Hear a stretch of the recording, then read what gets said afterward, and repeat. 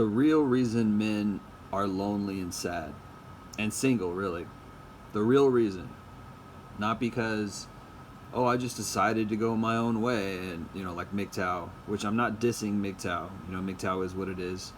MGTOW is a reaction to the modern women, but at its core, MGTOW really is a reaction to a scarcity, right? Same with the black pill. There's a scarcity mode going on in these young men, and they're looking for an answer, so they glom onto whatever truth or truth system ideology that makes sense to them. MGTOW makes sense to a lot of men. The reason why I never called myself MGTOW is because I got to be honest, I don't want to walk away from women. I would like a quality woman, a quality woman in my life, and I would like a better society where young women were being raised in a quality way. But we don't live in that society anymore. Our society has become corrupted, and it's getting more and more corrupted, not only with the drugs. I live in a place, Seattle, where there's drugs everywhere, and there's a lot of homeless people, and it's becoming more and more of a problem. And this is a liberal thing, and I don't want to get too partisan here in this talk, but it's a problem. Drugs are a problem, and the liberal mindset is a problem. It's a part of what I'm talking about. We have a culture that is going downhill. So the real reason is this culture. It's not, yes, you can point the finger and the blame at women as a gender as a whole. Yes, you can do that, but you have to understand also that they do have potential to be quality human beings. They have potential to be intelligent. They have potential to be loving. They have potential to be egalitarian. They have potential to support and be a key, integral, if not the backbone of a community. And what's happening is our young women are being taken out because of this culture, or whatever you want to call it, this era, this age of immorality, this push and pull magnet towards this hedonistic lifestyle. And it's just like Pinocchio. If you watch that little show Pinocchio, that little movie, the little Disney movie Pinocchio, he's a young fresh boy, doesn't know anything. First day of school, he gets caught by this fox and this cat that follows around the fox, and they're evil, and they represent Satan, right? They represent the devil and his evil angels catching young people to walk down the wrong road, right? And what is the lure there? What's the lure? L-U-R-E. What's the lure of that wrong road? Fun. It's fun. It's fun to go gamble. It's fun to go party. It's fun to go, practice degeneracy. And there is a temporary enjoyment in sin. The Bible says that. There's a temporary enjoyment in sin. It's temporary, though, and it's fleeting, okay? Only God and only, righteousness, morality, traditional values, these are things that uphold society, uphold the community. But, I talked about this on my last video, where there's a counterculture which somehow made it cool to be a rebel, made it cool to be an individual. And, your parents are squares, they're boring, and so every decade has reaped the negative effects from that. Being rebellious is not very cool in the long run. It's not very cool when you want to live a long, happy, fulfilled life. It might be fun temporarily to sow some wild oats, but eventually, not only, you got all kinds of consequences, but eventually, it just dries your life up. If you drive down any major liberal city, you'll see homeless people lining the streets, doing drugs on the streets. When I was in downtown Seattle, there was whole blocks that one homeless person would just occupy and stink up because they didn't shower, and the whole block smelled like urine and feces. Just one guy, and then you'd have whole blocks where there'd be young people who are literally shooting heroin into their arms out in the open, not even in the alleys, not hidden in their tents, out in the open on the sidewalks. That's Seattle. That's LA. That's San Francisco. I don't know about Dallas, and I'm sure it's Portland as well. I don't know about Dallas or probably Chicago, probably Philadelphia, probably New York. I don't know about the South. I don't know about Houston, Dallas, New Orleans, Miami. Probably, but to some degree, but probably not like that. These liberal cities. So my point is it's just an insidious culture, and it's affecting families, and it's aimed at destruction. It's aimed at destroying these families. And it's from Satan. Sorry, call it red pill, call it what the red pill really is just, and similar to MGTOW and the black pill, it's a reaction. It's an ideological reaction to something that's really going on. Well, the red pill is just the truth. That's how I look at it. But the red pill movement, so to speak, is a reaction to this culture that I'm talking about. And men are like, yeah, that makes sense. Oh yeah, totally. That's that's part and parcel of what we've been saying. And you could, I've delved deep into the psychology of female nature and this, that. But it's really a culture, and I do believe people have a choice. I believe young people have a choice, and I think that women there's more of a pressure put on them because they're so pedestalized and sexualized, and it's sad, and it's a distortion of what they really should be, and it takes years to really understand it, but the red pill can help. But there's men. Why are these men lonely? Because these women, they don't want to be women. They want to be rebels. They want to be rappers. They want to be porn stars. They want to be rich. They want to be famous and have high status and be influencers. They'd rather do that than be normal, than be a wife, than be a mother. And yeah, that's your choice, and if that's what you really want, okay. But there's consequences, and one of the consequences is that there's the families are taking a hit. There's young men out here, and this is, a lot of it's porn. A lot of it is the effect and the after effects of porn. When you have a porn culture, men are lusting after women in a non-monogamous way. For some reason, what it's done to our young women is that they've taken it it's all gone to their heads. They're not taking it in stride. They're not humble. Like, oh, how can I profit off of this? And so you have OnlyFans, and you have Pornhub, and you have cam girl sites.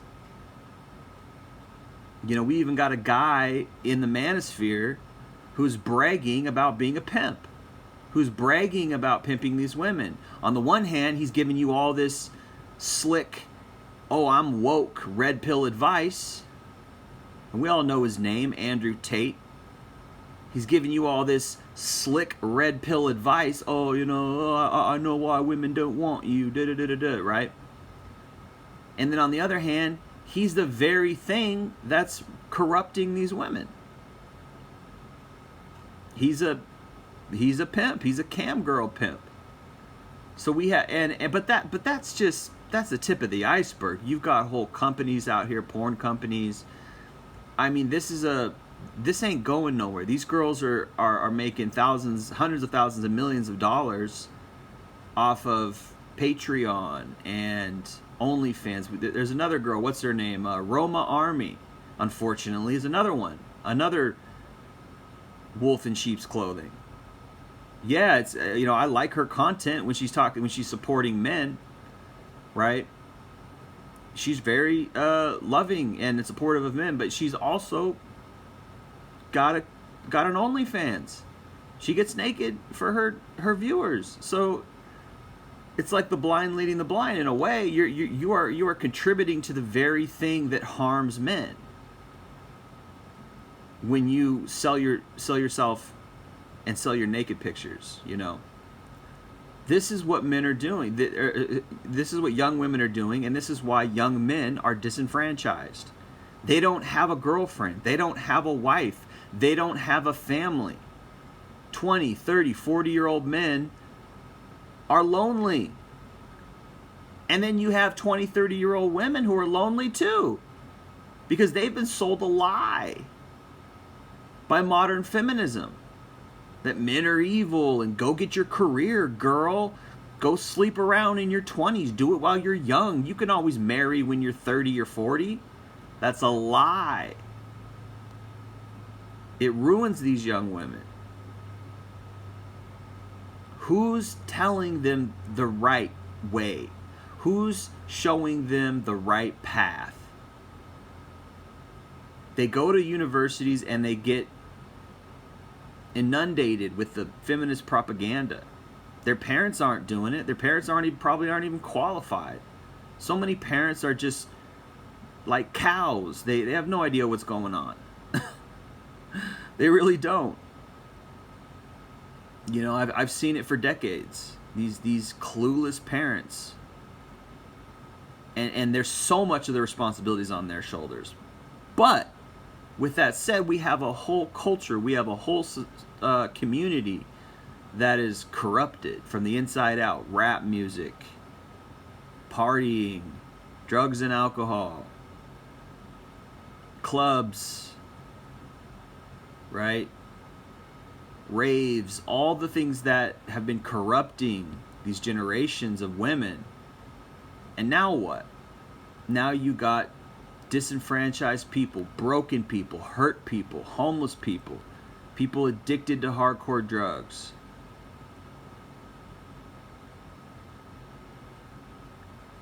It is not a game. It's not, oh, it's okay, you just do a little drugs, so it's a normal thing, it's ruining lives.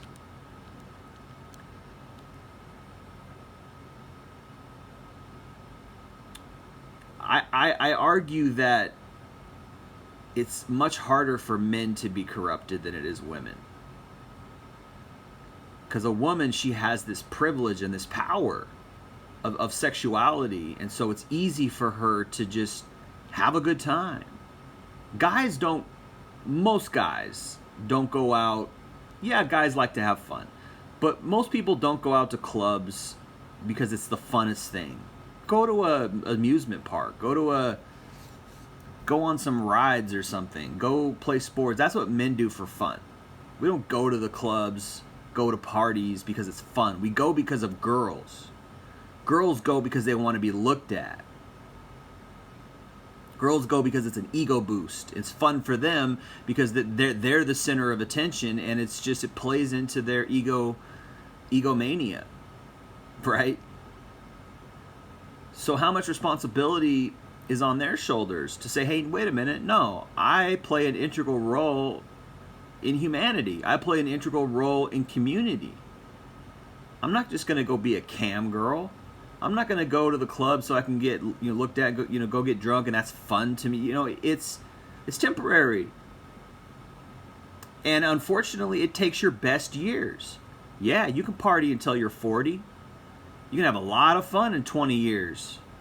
By the time you're 20 to 40, you can have a lot of fun. But guess what? What do you have to show at the end of the day? You don't have any kids. You're lonely as heck. You got body after body after body of men you've slept with, right? And that's all you got to show. These fleeting, okay, maybe it's fun. But at the end of the road, damage has been done to you, to people you've been with, to the life, the potential life that you could have had with a special guy, a special person. Where's he? He's SOL, right? Maybe you two were supposed to be together if you believe in true love, if you believe in the soulmate theory, that there's soulmates out there for us. What's he doing? Right?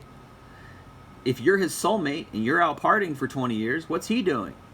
Maybe he married somebody else who he wasn't supposed to marry because he was supposed to meet you, but you weren't ready. You were at the club instead of in the library where he would have met you. I mean, this kind of thing goes on and on, right? This is why young men are lonely. This is why young men are disenfranchised, you know? So, also, it's easy to be poor. It's easy to be poor in this society because of rent is so high. Quality jobs are not around. And that plays into a female's hypergamy. So they're looking around and they're like, hey, there's not that many options. Yeah, Johnny's cute, Johnny's funny, but Johnny's broke. Who am I going to marry who could provide for me and a family? You know, so that's another problem. And then you have on the other side of the pendulum, you've got these rich men. You've got these extreme wealthy men. The Jeff Bezoses and Leonardo DiCaprios, etc. Right? Who are out here running through harems of women.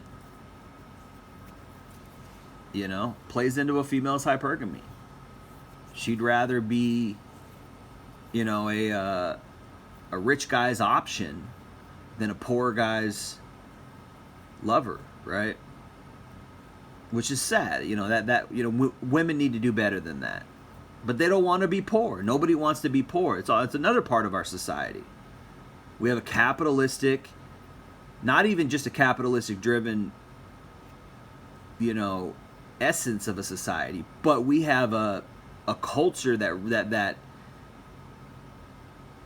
is embarrassed to be poor.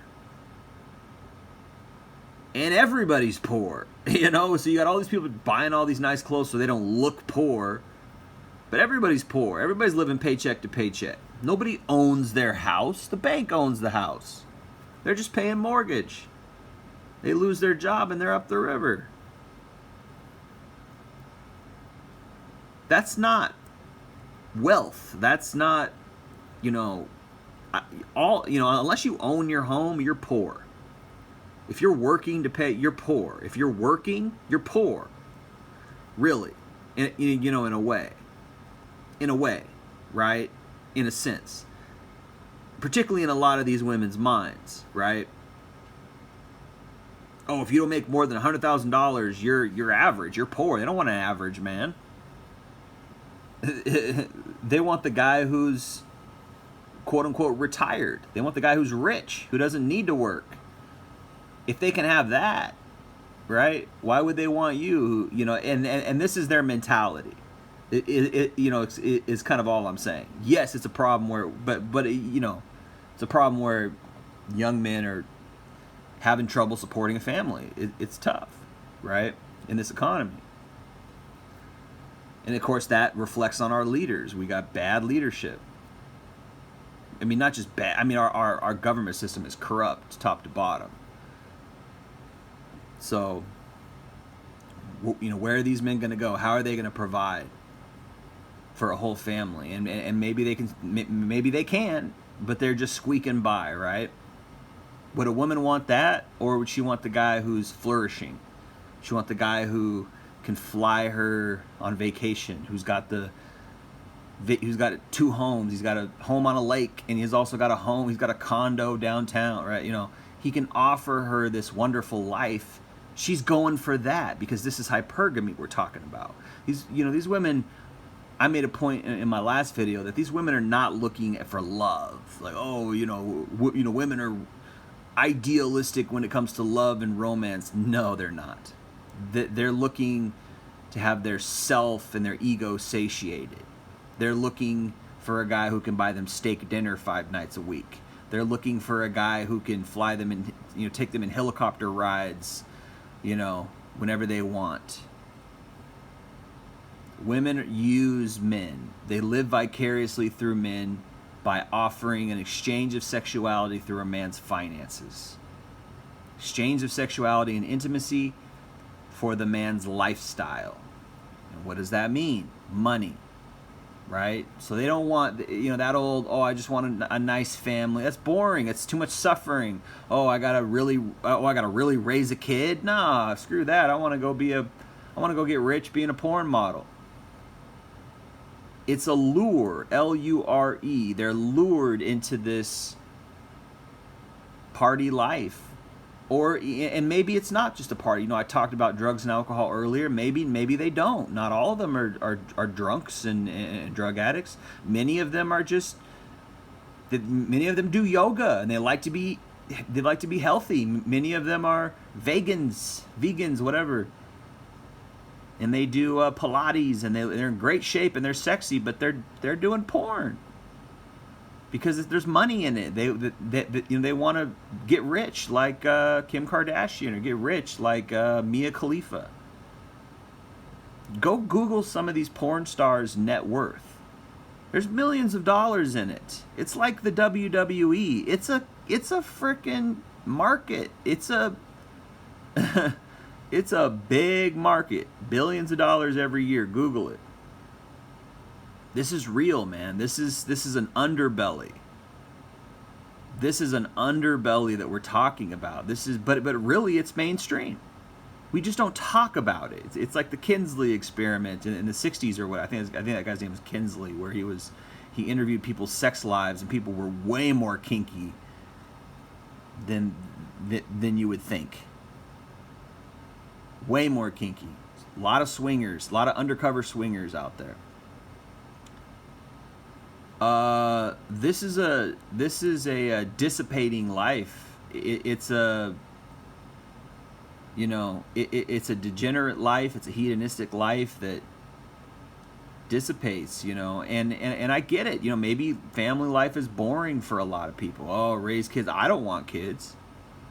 Something in me that, if I ever found the perfect woman, fell head over heels, with a perfect woman. But it's really too late, because I wanted that when I was 20, and it didn't happen. Something with, if that ever happened and she was younger, because I wouldn't have a baby with a woman who was over 30, maybe not even over 25. So that's a whole nother story. But if it ever happened, that I met somebody like that, I might want a kid, but as it is right now, no, I don't have that drive in me. A lot of men really want progeny. A lot of men really want children, really want a family. They want that legacy. They want that love, and that's fine. There's nothing wrong with that. That's great. Problem is how are you going to find a quality woman with all this corruption? That's the problem. So from a female's perspective, maybe they're like, oh, I don't want a kid. That's boring. That's not the life for me. Yeah, well, there's consequences. You can hear Dr. Jordan Peterson preach about how men need to be traditional and this and that. But if women aren't matching the men as a contemporary counterpart for that, what are these traditional masculine men going to come home to? Nothing. You could watch Jordan Peterson for years and not get anything out of it, because even though you personally grew individually, but it's just you. Yes, men need to become more masculine, more traditional, etc.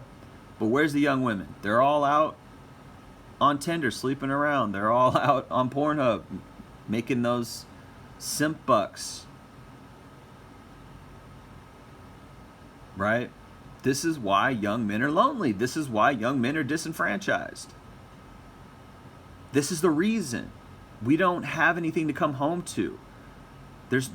Where's the quality women? They're all corrupt. They're all partying. They're all hooking up on Tinder. They're all taking an Uber to hook up with some guy they just met on a dating site.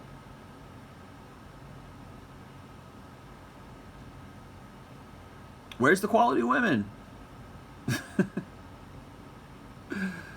Right? Anyway, that's why, man. And it's a sad thing, and hopefully it can change. But I'm just throwing it out there. I just want to talk about that for a minute. Appreciate you guys listening. It's been Jay Lee with Northwest Podcast.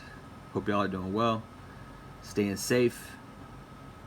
At least taking care of yourself to whatever ability you can. And I hope you continue to stay blessed. It's been Jay Lee, Northwest Podcast. Peace.